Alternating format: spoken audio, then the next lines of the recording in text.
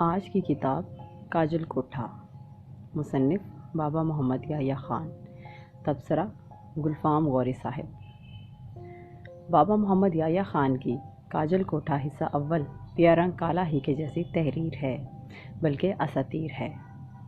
میں کوئی نقاد نہیں جو یہ فیصلہ کر سکے کہ یہ ناول ہے، یہ سفر نامہ آپ بیتی ہے کہ جگ بیتی، مگر میں ایک عام قاری کی حیثیت سے اتنا ضرور کہہ سکتا ہوں کہ یہ ادب کی جو بھی صنف ہے اپنے آپ میں ایک شاہکار ہے۔ اس کو شاہکار بنانے میں بلا شبہ مصنف کے اسلوب، منفرد انداز بیاں کا بڑا ہاتھ ہے۔ اگر بات کریں اسلوب کی تو مصنف اس معاملے میں انتہائی خوش قسمت ہیں۔ وہ اس طرح کہ اگر کوئی نثر کے مروجہ اصولوں کو بالائے طاق رکھے، جملوں کی بنت کو املا سے پاک رکھے، الفاظ کے متبادلات کا بے دریغ استعمال کرے، زبان و بیاں کا نہ خیال کرے، پھر بھی خاص و عام سے قبولیت کی صنعت پا لے، تو یہ خوش قسمتی نہیں تو اور کیا ہے؟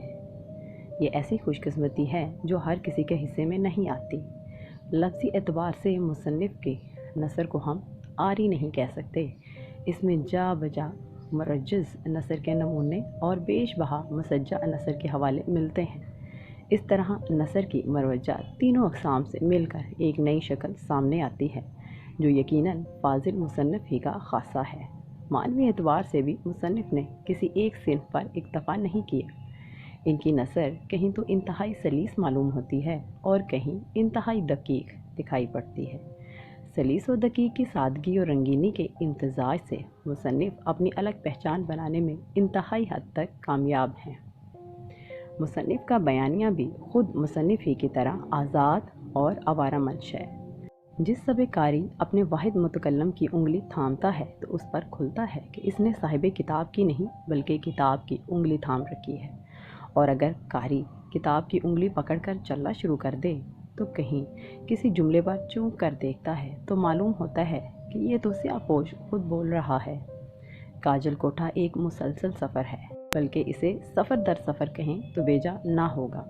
مصنف نہ صرف قاری کو شہروں شہروں ملکوں ملکوں گھماتا ہے بلکہ اپنے تجربات کے بحر بے کراں سے بھی روشناس کرواتا ہے۔ مصنف کا مشاہدہ اس قدر گہرا ہے کہ ہر آنکھ والا اس کا متحمل نہیں ہو سکتا۔ میں یقین سے کہہ سکتا ہوں کہ ان مشاہدات کے دوران مصنف نے نہ صرف جانداروں بلکہ بے جان اشیاء اور چھوٹی چھوٹی جزیات کو بھی ایک آنکھ بند کر کے دیکھا ہوگا۔ اپنے تجربات اور مشاہدات کی روشنی میں جب فاضل مصنف نے منظر نگاری کی تو ہر چیز جیسے عدم سے وجود میں آ گئی۔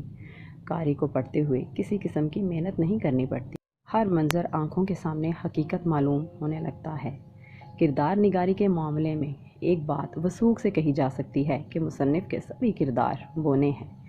اس کی وجہ شاید یہ ہے کہ مصنف کا اپنا کردار اس قدر بلند ہے کہ مقابلے میں ان کے سبھی کردار بونے معلوم ہوتے ہیں۔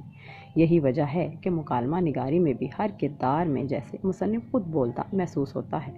اگر کسی نے اپنی بولی بولنی بھی چاہی تو وہ بوکھلاہٹ کا شکار نظر آیا۔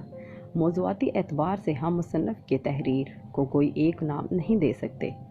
کون سا موضوع ایسا ہے جسے مصنف نے تختہ مشق نہیں بنایا؟ میں چونکہ ابھی پیا رنگ کالا کے بعد کاجل کوٹھا سے آگے نہیں بڑھا، اس لیے قیاس یہی ہے کہ جہاں پر بھی اس سفر کا اختتام ہوگا وہاں دنیا ختم ہو جائے گی اور کوئی بھی موضوع ایسا نہیں ہوگا جو رہ جائے گا۔